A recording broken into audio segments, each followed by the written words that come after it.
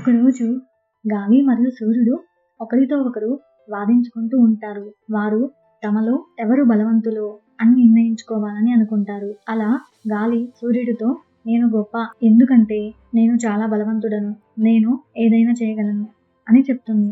ఇంకా అది సూర్యుడితో ఛాలెంజ్ చేస్తుంది. దానికి సూర్యుడు కూడా సరే అని ఒప్పుకుంటాడు. సూర్యుడు గాలితో ఇలా అంటాడు, ఆ ఛాలెంజ్ ఏంటంటే అక్కడ మనిషి ఒక స్వెటర్ వేసుకొని వెళ్తూ ఉంటాడు. ఎవరైతే ఆ మనిషి వేసుకున్న స్వెటర్ అతను తీసుకునేలా చేస్తామో వాళ్ళే గొప్పవారు అని గాలితో అంటాడు. అప్పుడు గాలి దానికి సరే అని చెప్తుంది. మొదట గాలి ఛాలెంజ్ ని స్టార్ట్ చేస్తుంది.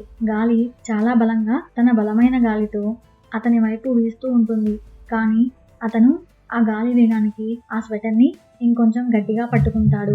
ఎంత ప్రయత్నించినా ఆ మనిషి ఆ స్వెటర్ ని మాత్రం తీసేయడు. దానిని గట్టిగా పట్టుకొని ఉంటాడు. చివరికి గాలి ఆపేస్తుంది.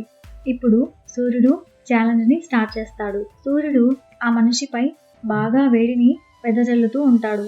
దానితో అతనికి వేడి ఎక్కువ అయిపోయి చెమటలు పడుతూ ఉంటాయి. అప్పుడు ఆ మనిషి తను వేసుకున్న స్వెటర్ కోట్ ని తీసేస్తాడు. ఇది చూసి గాలి ఆశ్చర్యపోతుంది.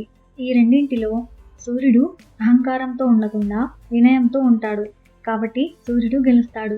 వినయం బలం కంటే మెరుగైనది. సూర్యుడు వినయంగా ఉన్నాడు కాబట్టి అతను తన లక్ష్యం సాధించాడు. అహంకారం పతనానికి దారితీస్తుంది. గాలి అహంకారం చూపించింది. దీనివల్ల అది తన లక్ష్యాన్ని సాధించలేకపోయింది.